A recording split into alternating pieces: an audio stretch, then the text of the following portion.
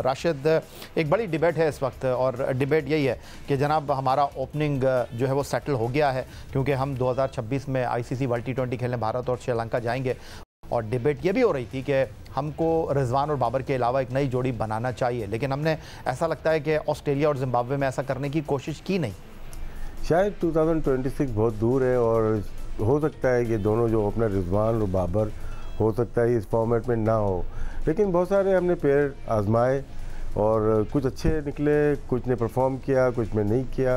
Usman Khan aggressive खेलते हैं, as a opener बहुत कामयाबी नहीं मिली उनको। साइम अयूब अब परफॉर्म करना शुरू हो रहा है टी20 में। उन्होंने टेस्ट भी खेला, वनडे भी खेला, बहुत अच्छा खेला उन्होंने।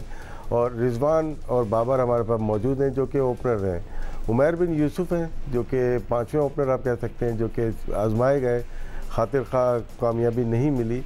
लेकिन ये तो ओपनिंग की स्लॉट हो गई, इसमें कौन खेलेगा अभी कल मालूम चल जाएगा हमें। लेकिन नीचे मिडिल ऑर्डर में भी हमें थोड़ा बहुत इशू है। इतने सारे मैचेस हम खेल रहे हैं, सेटलमेंट नहीं हुई हमारी मिडिल ऑर्डर की। ऑस्ट्रेलिया में खेल के आ रहे हैं, हम जिम्बाब्वे में खेल के आ रहे हैं, इससे पहले हम टेस्ट मैचेस खेले, तो बहुत लंबा टूर हो गया। इसकी शेड्यूलिंग थोड़ी सी इश्यूज लग रहे हैं इसके कि आप वापस ही नहीं आए पाकिस्तान, और प्लेयर आ रहे हैं और जा रहे हैं, आ रहे हैं और जा रहे हैं, और आखिर में फिर आप जाके टेस्ट मैचेस खेलेंगे और सिर्फ 2 टेस्ट मैचेस खेलेंगे। दुनिया टेस्ट क्रिकेट को फोकस देना शुरू हो गई है। आप देखें 3 टेस्ट इंग्लैंड यहाँ खेल के गई, फिर वहाँ जाके खेल रही है। इंडिया भी 5 टेस्ट मैच खेलने गई हुई है, 3 टेस्ट मैच पहले, तो 8 टेस्ट मैच तो 3 महीने में हो गए। हम लोग ज़्यादा फोकस टी20 पे है, वनडे में होना चाहिए क्योंकि चैंपियंस ट्रॉफी है। पूरा साल वनडे नहीं खेले। ये जो हमारा जो आईटीटी है वो थोड़ी सी ऐसी है कि शायद उसको बेहतर हम कर सकते थे, लेकिन जो टी20 की बात है ओपनिंग की, यही लग रहा है अभी हम सेटलमेंट अभी तक हमारी हो नहीं सकी। और ये भी नहीं पता हमें, ये शायद वाहिद टीम होगी कि हमें अपने ओपनर्स का नहीं पता कि कौन होंगे। हालांकि काफ़ी अरसे तक ओपनिंग करते हुए आए हैं बाबर एंड रिजवान, लेकिन हमें भी अभी भी यकीन नहीं है कि वो दोबारा ओपन करेंगे। बड़ा सवाल है। राशिद लतीफ़ हमारे साथ मौजूद हैं। पाकिस्तान टीम का ओपनिंग स्टैंड कौन फराहम करेगा, क्योंकि ऑस्ट्रेलिया में 3 टी20 जहाँ हमें 3-0 से नाकामी का सामना करना पड़ा, जिम्बाब्वे में 3 टी20 जहाँ हम 2-1 से सीरीज़ जीतने में कामयाब रहे। इन 6 टी20 मुकाबलों में पाकिस्तान ने 5 ओपनिंग पेयर ट्राई किए। ऑस्ट्रेलिया के खिलाफ जो पहला टी20 इंटरनेशनल पाकिस्तान खेला, वहाँ साहबजादा फरहान के साथ इनिंग का आगाज़ करने के लिए कप्तान मोहम्मद रिजवान आए और दोनों के दरमियान 8 रन की शराकत हो सकी। फिर जब हम दूसरा टी20 मैच खेलने के लिए मैदान में उतरे तो यहाँ पर हमारी रिवायती ओपनिंग जोड़ी मोहम्मद रिजवान और बाबर आजम हमें खेलते हुए दिखाई दिए। दोनों के दरमियान ये ओपनिंग जोड़ी 12 रन हमें फराहम कर सकी। और तीसरे टी20 मैच में चूँकि रिजवान बाहर बैठे थे, सलमान अली आगा टीम की क़यादत के फ़राइज़ अंजाम दे रहे थे, तो यहाँ पर इनिंग का आगाज़ करने के लिए जो है एक नई ओपनिंग जोड़ी सामने आई और साहबजादा फरहान के साथ इस बार बाबर आजम ने इनिंग का आगाज़ किया और ये लोग 17 रन पहली विकेट पर जोड़ सके। फिर उमैर बिन यूसुफ और साइम अयूब टीम की इनिंग की शुरुआत करते हैं दौरा जिम्बाब्वे में, क्योंकि ऑस्ट्रेलिया में हमने सिर्फ उनको वनडे क्रिकेट तक महदूद रखा था, टी20 सीरीज़ में वो थे नहीं, लेकिन वनडे की परफॉर्मेंस पर हमने साइम अयूब को टी20 सीरीज़ में रोक लिया। पहले 2 मैचों में उमैर बिन यूसुफ और साइम अयूब ने इनिंग का आगाज़ किया। पहले मैच में दोनों के दरमियान 18 रन, दूसरे मैच में 61 रन की शराकत बनी। फिर उसके बाद तीसरे टी20 मैच में चूंकि साइम को आराम दिया गया, साहबजादा फरहान जिन्होंने 3 टी20 मैच ऑस्ट्रेलिया में खेले थे, वो नए ओपनिंग पार्टनर बने उमैर बिन यूसुफ के, और दोनों के दरमियान सिर्फ 5 जो है वो रन बन सके पहली विकेट के ऊपर।